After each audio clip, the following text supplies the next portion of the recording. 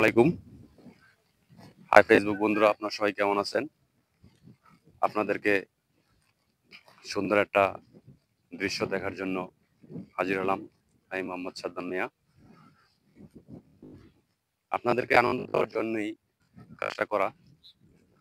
এখানে আপনারা দেখতেছেন যে কি সুন্দর প্রাকৃতিক দৃশ্য, খোলামেলা জায়গা, খোলা আকাশ, চাষাবাদ হচ্ছে। এখানে এখানে পাশে দেখতেছেন যে আপনারা একটি খাল, যে খালটা দিয়ে মেঘনা নদী যাওয়া হচ্ছে।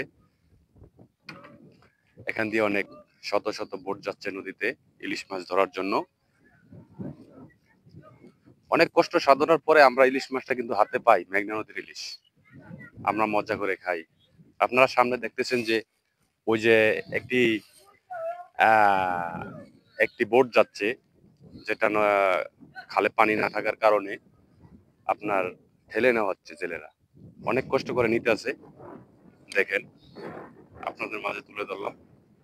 কৃষক ভাই, চাষি ভাই, তারপরে যে গরুর খামার, এক মুরব্বী অনেকগুলা গরু নিয়ে আসতেছে। দেখেন, এগুলো চরে রাখা হচ্ছে, পালন করে।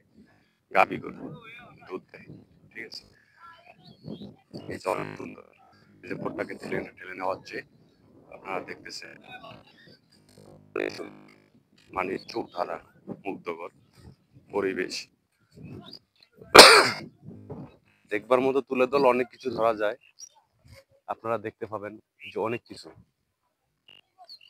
মানে সুন্দর সুন্দর জিনিস আছে দেখবার মতো।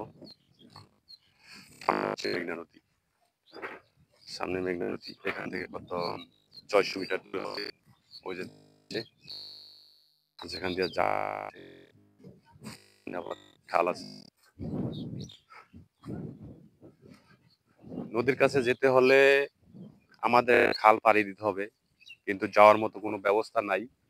দেখতেছেন তো পানি খালে, যাওয়ার মতো কোনো ব্যবস্থা নেই। তাহলে আপনাদেরকে নদীর কাছে গিয়ে মানে দেখাইতাম যে নদীর পরিস্থিতিটা কি। ঠিক আছে, ভিডিওটা তুলে তোলা আপনাদের মাঝে ভালো লাগলে ভালোবাসা দিয়ে পাশে থাকবেন সব সময়। হ্যাঁ, ভালোবাসা দিয়ে পাশে থাকবেন, ইনশাল্লাহ আমি আপনাদের সবার সাথে যুক্ত আছি, সবার সাথে থাকবো, সবার পরিবারে ভালোবাসা দিয়ে আসবো ইনশাল্লাহ। কথা দিলাম আপনাদেরকে। আমাদেরকে একটু ভালোবাসা দিয়ে পাশে রাখবেন সব সময়। ধন্যবাদ আপনাদেরকে।